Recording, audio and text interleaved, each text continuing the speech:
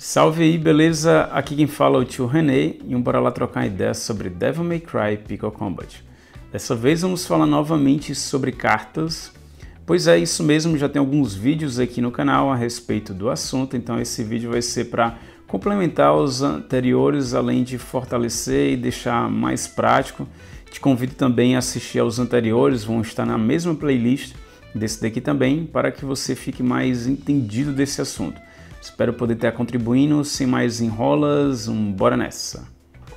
Bom galera, a primeira coisa que a gente precisa levar em consideração é o papel do personagem, tá? Então se é um personagem do tipo atacante, a gente vai estar levando ali um deck que é planejado para atacantes, ou se o personagem é suporte, a gente vai estar levando ali um deck que foi planejado para amplificar o dano ali do time, tá? Então, a gente vai ter decks para atacantes nos 4 elementos. A gente começa aqui com o deck do Phantom, que beneficia o elemento físico, tá? E a passiva desse deck aqui, a primeira vai amplificar em 16% o dano físico, e a segunda aqui vai aumentar a taxa crítica e o dano crítico em 20% quando a gente bater em alvos que estejam sangrando. Por isso que é importante a gente ter eficiência em sangramento para que a gente possa se beneficiar disso mais rapidamente, tá? Para o elemento elétrico, a gente possui o deck do Minotauro. Sua primeira passiva amplifica em 16% o dano elétrico e sua segunda passiva beneficia a Ultimate, amplificando seu dano em 80%. Vale ressaltar aqui que o Ultimate precisa ter dano, tá? Então não adianta colocar esse deck aqui na Trash, por exemplo, porque ela não vai se beneficiar dessa segunda passiva, apenas da primeira passiva. Isso acaba não sendo muito interessante para ela. O deck que é mais interessante para ela é a neve e a gente já conversa a respeito disso, beleza? Para o elemento gelo, a gente possui o deck do Cerberus, a primeira passiva 16% para dano de gélido, e a segunda passiva vai amplificar o dano geral em 24% quando a gente tiver 50% acima do nosso HP, tá? Lembrando que dano geral pode funcionar para qualquer elemento, tá? Porém, leve em consideração que esse deck aqui foi planejado para o time de gelo. Então, se você for ver aqui, a barra de eficiência é para gelo, e caso venha dano elemental aqui no caso, vai vir para gelo, tá? Então, não é muito interessante a gente utilizar esse deck aqui em outros personagens que não sejam do elemento gélido, tá?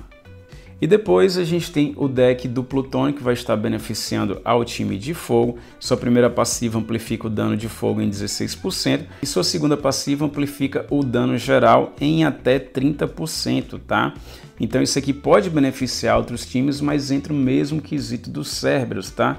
Na minha opinião, não vale a pena utilizar esse deck aqui para outros personagens que sejam de outro elemento, porque a gente vai estar perdendo aqui, ó, os 16%, que seria apenas para fogo, e a barra de eficiência e o dano em queimadura caso aconteça de ter ele também. Beleza? Então, pensou em atacante, pense nesses decks, tá? Com algumas exceções, como é o caso da Trish, por exemplo. Agora vamos falar sobre os decks de suporte. Infelizmente a gente só possui 2 até agora, né? Que é o deck da Neva, que esse aqui é o mais importante deck de suporte, tá? Por que que ele é o mais importante? Primeiramente porque a primeira passiva dele aqui é em dano geral, então qualquer um pode utilizar, pois se beneficia, mas é apenas 10% ao invés de 16%, como seriam os outros ali do elemento próprio, tá? Porém, o que é interessante aqui fica sendo um buff que a gente ganha quando a gente ulta. Quando a gente ulta, a gente ganha um buff que amplifica o dano geral em 70% por 10 segundos. E isso é válido para todo o time. Então esse aqui é o deck de suporte mais importante, pois ele amplifica bastante ao dano, tá?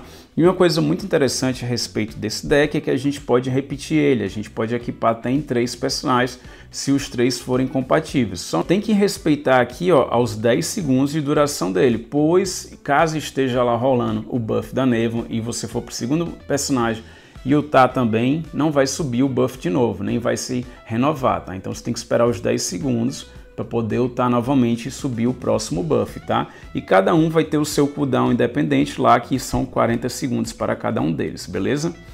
Então esse daqui é o deck mais importante de suporte, tá? Agora vamos falar sobre o pior deck daqui do jogo. Fica sendo o deck do Beowulf. Por que que esse é o pior deck daqui do jogo? Bom, ele é um deck de suporte, então a primeira passiva é igual à passiva da Neva, amplifica dano geral em 10% para o usuário. Porém, a sua segunda passiva aqui, que seria a passiva da função de suporte, o que ela faz? Quando a gente liga o QTE, ele vai estar gerando um debuff ali no inimigo, porém esse debuff é de apenas 16%. É muito pouco se comparado, por exemplo, ao buffing que a Neva dá de 70%, tá? Ele tem duração de 16 segundos e é apenas single target. Então aqui essa amplificação é terrível, infelizmente, tá? Porém, existem alguns personagens aqui no jogo que eles acabam sendo escravos desse deck aqui, infelizmente. Um caso deles aqui é o Charismatic Vialai, que está equipado aqui, e o outro fica sendo aqui também ao Nomadic Light, né, ao Virgil. Infelizmente, esses personagens precisam utilizar esse deck. Como eles não são compatíveis com Neva, a gente precisa utilizar eles e vão ajudar mais no quesito boss, tá? Nos domínios não ajuda muito porque é mais single target. Talvez um inimigo ali que esteja muito chato no domínio, mas a diferença é pouca e a gente só usa eles porque a gente não tem a outra opção de poder utilizar a Neva, infelizmente. Ainda sobre o deck de suporte, uma coisa que é interessante ressaltar é que os danos elementais que vem aqui, ou seja, físico, elétrico, fogo ou gelo, eles vão vir de forma aleatória, tá? E assim, da mesma forma aqui na carta de número 4 também, né, o primeiro atributo, ele pode variar também dessa forma. Assim como também a taxa de eficiência aqui embaixo também, ela vem de forma aleatória em seus elementos. Então, é um deck bastante bagunçado, para falar a verdade. Pois isso complica bastante para a gente conseguir um deck perfeito, caso a gente esteja tentando ali encontrar com o elemento certo também. Agora, para fortalecer uma coisa que a gente falou no vídeo anterior sobre cartas, a gente precisa entender que os atributos que vem aqui embaixo, eles têm o atributo menor e o atributo maior do mesmo tipo, tá? Então, vocês estão vendo aqui, ó, que a regeneração de mana é 8.4, porém, se a gente ver aqui na outra, ela vai estar de 9.6. Da mesma forma, isso acontece para todos os outros atributos, tá? Aqui a gente tem dano elétrico que seria 2.8 e o outro seria de 3.2, que a gente consegue ver bem aqui, tá? Então, isso aqui é muito importante também para a gente saber as cartas que a gente vai estar upando, tá? Outra informação básica que eu já expliquei nos vídeos anteriores sobre cartas é que quando a carta vem crua, ele vem com 3 atributos aqui. E quando a gente upa para nível 5, a gente vai e ganha o 4º atributo daqui da carta, que vem de forma aleatória, tá? E depois, a cada 5 níveis que a gente for upando na carta, a gente vai dobrar a base de algum desses atributos, tá?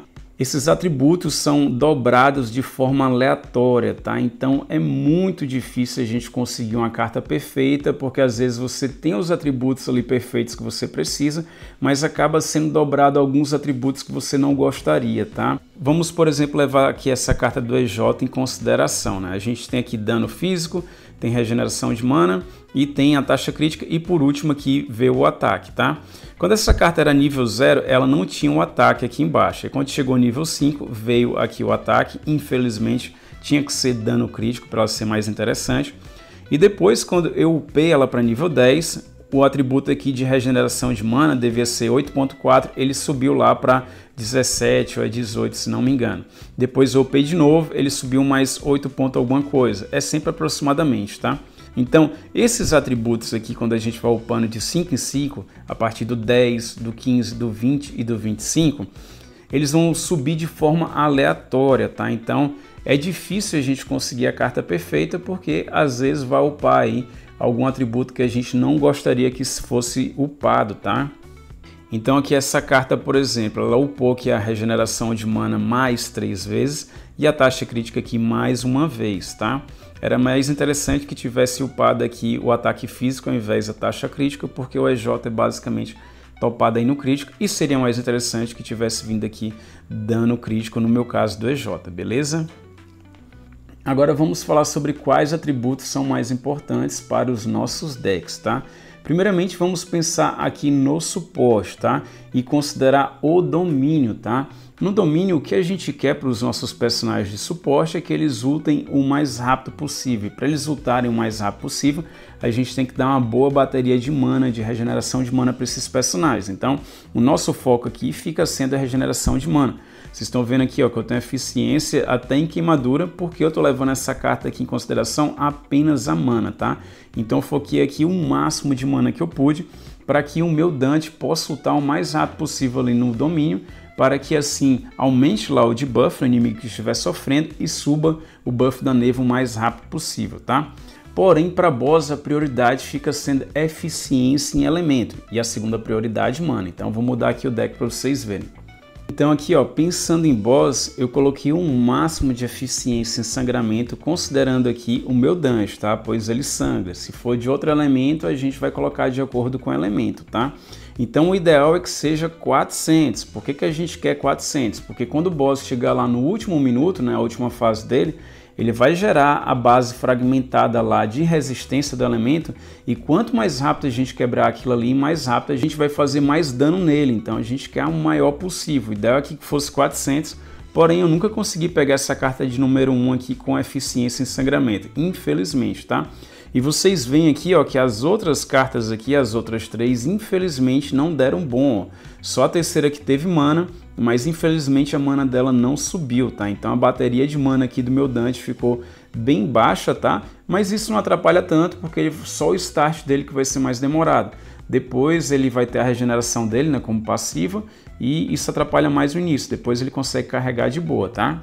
Mas se fosse 400 aqui, seria melhor ainda, beleza? Da mesma forma, pensem para os outros personagens, tá?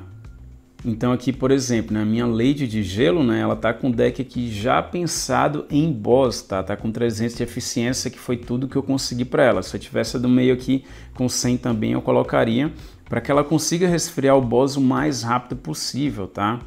Já pensando em domínio, não preciso desses 300 aqui. Na verdade, eles podem até atrapalhar dependendo do suporte. Então, eu penso apenas em mana aqui, tá?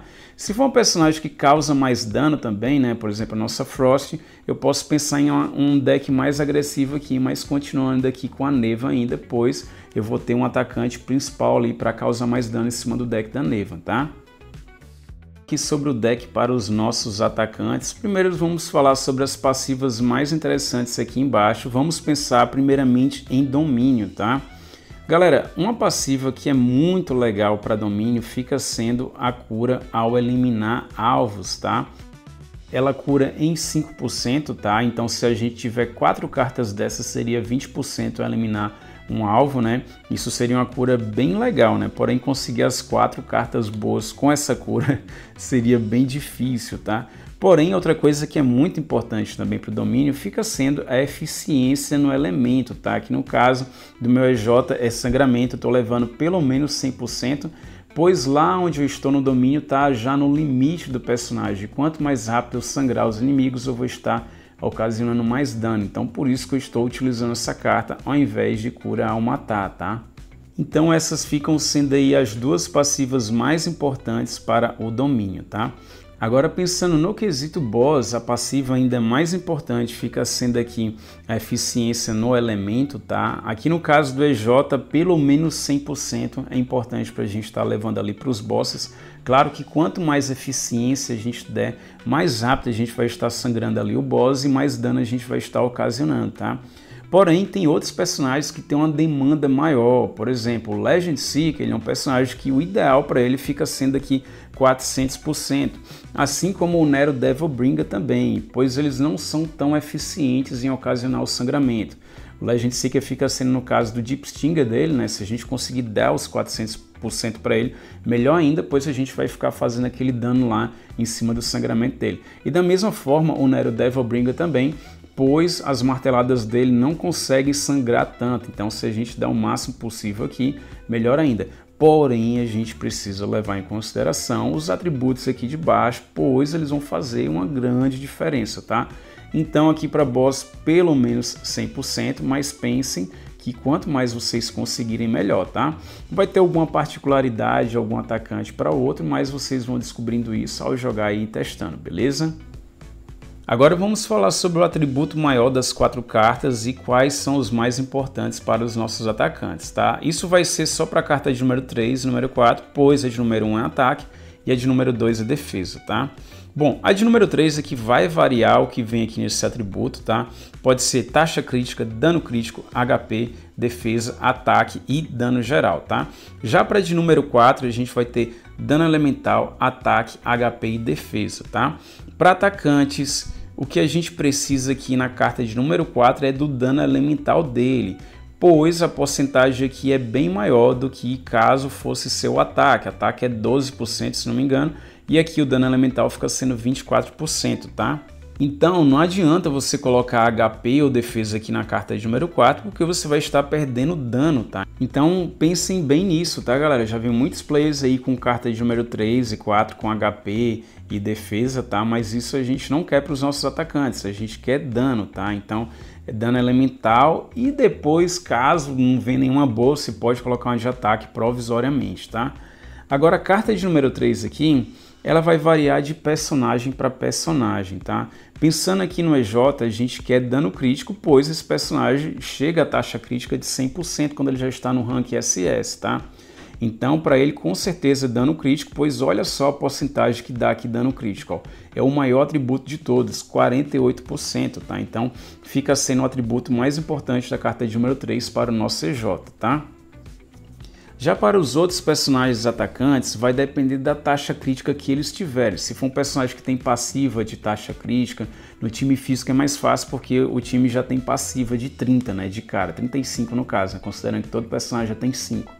Então para o time físico é mais fácil poder utilizar aqui ao dano crítico, tá? Porém, pensando em outros personagens, vocês vão ter que trabalhar bem aqui embaixo com taxa crítica para ver se é viável utilizar a carta 3. Pois não adianta nada ter dano crítico e não acertar críticos, tá? Então por isso que a gente precisa ter bastante taxa crítica para a carta de dano crítico poder funcionar, tá?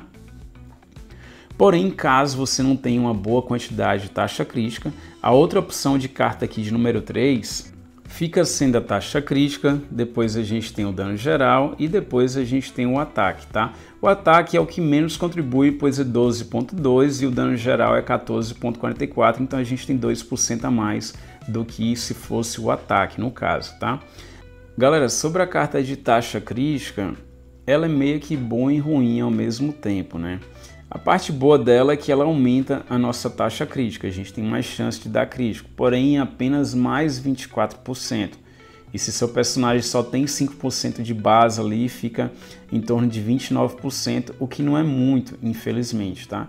E a parte ruim dela fica sendo que a gente tem 0 a mais de dano aqui, né? Por exemplo, a de ataque a gente tem 12 e a de dano geral a gente tem 14, então elas têm vantagem em cima da de taxa crítica. Porém, se a gente acerta crítico, né?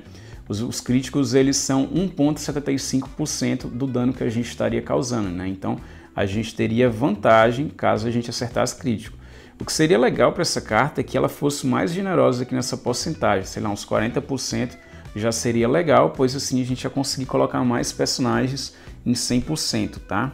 Porém, nesse caso aqui, vale testar de acordo com o deck de vocês. Aí vocês testem entre taxa crítica ou dano geral, tá?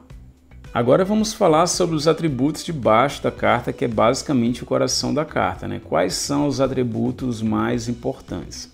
Isso vai variar de acordo com os personagens, tá? Mas vamos ter aqui uma ideia geral e vocês raciocinam em cima delas, tá? Primeiramente, a gente pensa em porcentagem. Quanto maior a porcentagem, mais importante é o atributo, tá? Então, o atributo de mana aqui, ó, é um atributo importantíssimo, tá? Alguns personagens vão depender muito de mana para ultar bastante, então esse fica sendo um dos atributos mais importantes. Depois dele, dano crítico, né? A gente vê que o dano crítico aqui, como atributo maior, fica com 6,4, já é uma porcentagem bastante alta. Porém, não adianta ter dano crítico se a gente não ter o quê? Taxa crítica. Então depois entra a taxa crítica aqui embaixo, né? Quanto mais taxa crítica a gente tiver aqui embaixo, a gente aumenta a nossa chance de acertar os críticos que ocasionam mais dano, tá? Eu falei para vocês que o dano crítico de forma base é 1,75 vezes o dano, porém, quanto mais dano crítico a gente tiver aqui, a gente vai somando em cima dos 75% lá, beleza? Então, na primeira importância, a gente teve mana e dano crítico, depois a gente tem a taxa, aí depois vai entrar o dano elemental. O dano elemental já tem uma porcentagem aqui que é metade, basicamente, aqui do dano crítico, tá? Porém, dá uma porcentagem boa de 3,2%. E depois vai entrar aí a de dano geral, que tem 1.92 para atributo maior e 1.68 para atributo menor. E depois entra a de ataque, que tem 1.6 para atributo maior e 1.4 para atributo menor. Beleza? Porém, é interessante a gente pensar nos mais importantes, tá? Então, os 4 mais importantes aí pra gente fica sendo mana, dano crítico, taxa crítica e dano elemental. Se vem esses 4 atributos na sua carta, você já pegou uma carta bastante sortuda. Aí daí a gente precisa somar isso ao atributo maior aqui em cima, que é importantíssimo também, e depois até a chance aí de vir uma passiva aqui embaixo boa. Beleza, galera? Espero que vocês tenham compreendido a respeito disso. Qualquer dúvida, deixe escrito aí nos comentários, tá? E raciocine em cima disso, tá? Quanto mais taxa crítica a gente tiver nos nossos decks, melhor, pois a gente vai acertar mais crítica. E quanto mais porcentagem de dano crítico a gente tiver, a gente vai aumentar ali o dano que a gente ocasiona. Quanto mais mana a gente tiver também, a gente vai voltar bastante, dependendo dos personagens, vão precisar muito disso, tá? Bom, galera, agora a gente vai falar sobre a sugestão de decks para os personagens. Leve em consideração todas as informações que eu falei anteriormente, para vocês poderem raciocinar melhor aqui, tá? Bom, carta de número 4, para todos os personagens atacantes, a gente quer o dano elemental deles, tá? Então, aqui no caso, countando, a gente quer o dano elétrico lá como atributo branco, tá? E a carta de número 3 para ele aqui, a gente quer taxa crítica, porque esse personagem tem uma taxa crítica muito baixa, ele tem apenas uns 5% ali de base dele. Então, quanto mais taxa crítica a gente der para ele, mais críticos ele vai acertar. Aí nos atributos menores a gente coloca bastante taxa crítica e muita mana. Quanto mais mana colocar para esse personagem, mais ele brinca para lá e para cá. Aí depois entra aí também o dano elétrico e também o dano crítico, beleza? Para boss é importante que ele tenha pelo menos ali 200% em eficiência do elemento, tá? Porém, quanto mais ele tiver, melhor ainda, tá? EJ, carta de número 3, dano crítico. Esse personagem tem crítico basicamente garantido, tem os 100%, então a gente pensa sempre em dano crítico. Quanto mais dano crítico a gente der para ele, melhor. Então a carta de número 3, dano crítico, os atributos lá embaixo, dano crítico e mana. Esses são os mais importantes, depois entra o dano elemental dele, que é o dano físico. Dante Destiny Execution, utiliza a carta de número 3 dele como taxa crítica, porém se o seu tiver upado lá no EX, a carta de dano crítico pode funcionar para ele, porém você tem que suprir bastante taxa crítica nos atributos embaixo das cartas, tá? Aí depois vai entrar bastante regeneração de mana, dano elemental e dano crítico, beleza? Nero Devilbringer é basicamente o mesmo pensamento que a gente tem aqui em relação ao Destiny Execution, porém o dele acontece mais cedo, que é no S+, tá? Dante e Chimbinha só funciona basicamente no Rank X, a gente vai utilizar nele o deck da Neva e a gente vai querer um máximo de regeneração de mana. Então esqueça dano desse personagem, pensem apenas em mana. Quanto mais mana esse personagem tiver, ele vai bater ali rapidamente, já ulta e já troca ali para o nosso atacante, tá?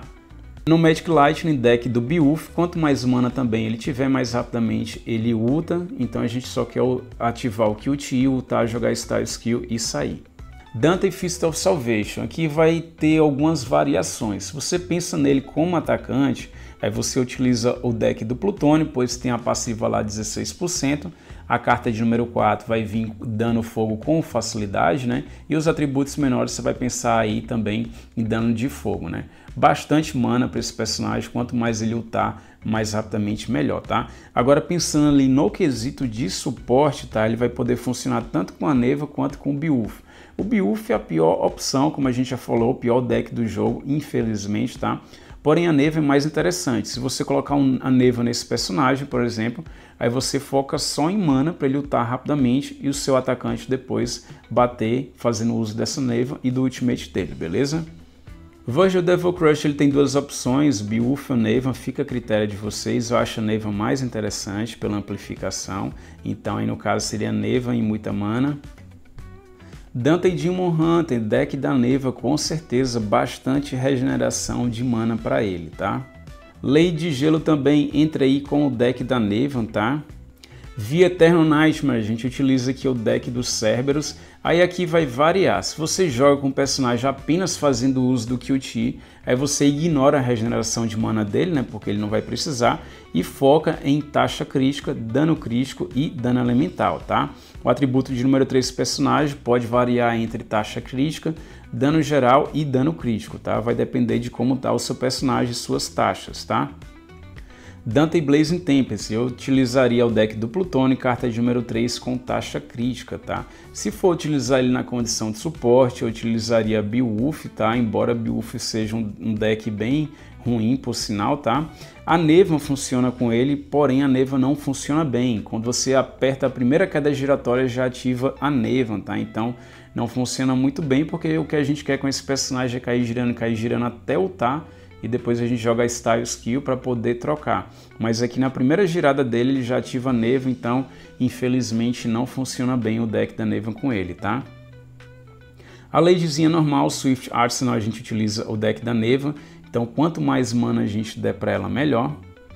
Charismatic Ally, a gente infelizmente é escravo aqui do Beowulf, tá? A gente tem que utilizar ele e usa de qualquer jeito aí o deck do Beowulf. Se o seu personagem estiver lá no EX, aí você pode colocar um deckzinho com um pouquinho mais de regeneração, mas não faz tanta diferença porque ele ulta bem rapidamente, tá? Então, só colocar um deck qualquer de Beowulf aí que já dá para utilizar o personagem, tá? Infelizmente.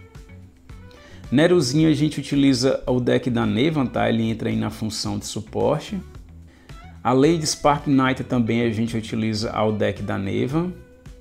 A Thresh, a gente tem que utilizar o deck da Neva, pois essa personagem não vai funcionar aí com o deck do Phantom, nem com o deck do Minotauro, infelizmente, tá? Então, o deck da Neva fica sendo mais adequado, a carta de número 3 para essa personagem fica sendo aí dano crítico, se ela estiver upada, a de número 4 aí entre o dano elemental ou o ataque, tá? Se for colocar dano elemental, sugiro colocar o elétrico, tá?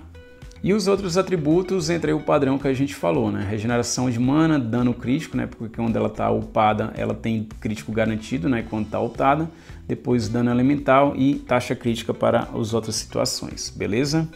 Royal Guard, que deck que a gente utiliza para esse personagem? Pode ser o Beowulf ou o Phantom, tá? E é um personagem assim que vai ter poucas condições de uso, tá? Se você pensa aí na questão de sangrar um boss, aí você coloca 400% de sangramento nele, né, para ele conseguir sangrar com mais rapidez. Ou se você pensa em um quesito de utilizar o QT dele, seria o Beowulf, tá?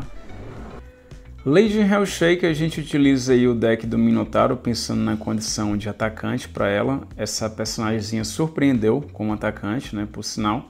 Carta de número 3, pode ser aí a taxa crítica, dano geral. Se tiver muita taxa crítica embaixo, pode entrar também aqui o dano crítico na carta de número 3, tá?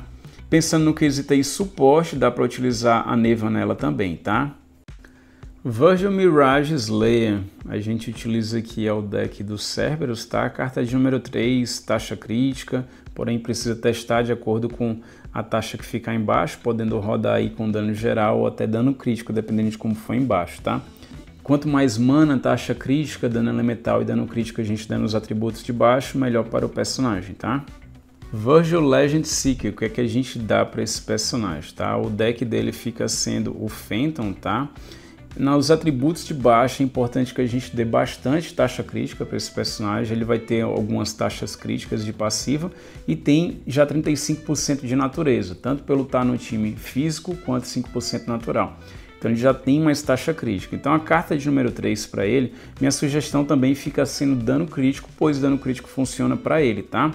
Agora, pensando em boss, 400% em eficiência de sangramento seria o ideal para ele e a gente já conversou a respeito disso. Beleza? E por último aqui o Dante e Peerless Legend, havia esquecido dele, tá? O deck que a gente utiliza nele fica sendo o deck da Neva, tá? Então a gente coloca bastante mana só para ele basicamente ultar e sair, tá? Se você quer usar ele no quesito de causador de dano, aí você coloca o deck do Plutônio nele, tá? Aí considera aí o terceiro atributo como taxa crítica ou dano geral ali. E trabalha bastante com taxa crítica lá embaixo, dano elemental, muita mana. Quanto mais mana der para esse personagem, melhor. Coloque aí o infinito de mana que vocês puderem para ele, ainda vai ser pouco, tá? Carta de número 4, como a gente já falou, dano elemental também. beleza?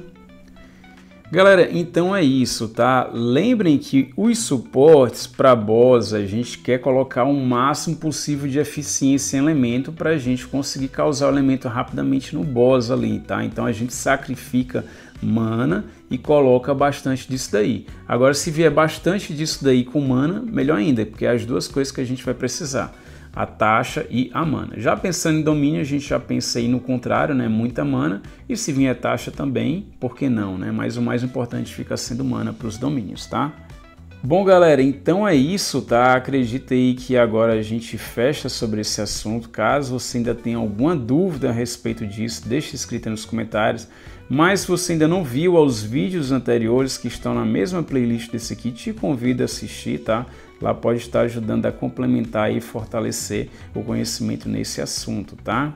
Então, se você é novo por aqui, se inscreva, seja mais um dos nossos, deixe o like para fortalecer o trabalho do tio, compartilhe esse vídeo para agregar, hypem também para ajudar no engajamento e se quer dar um apoio maior aqui ao canal, considere também se tornar um membro, tá?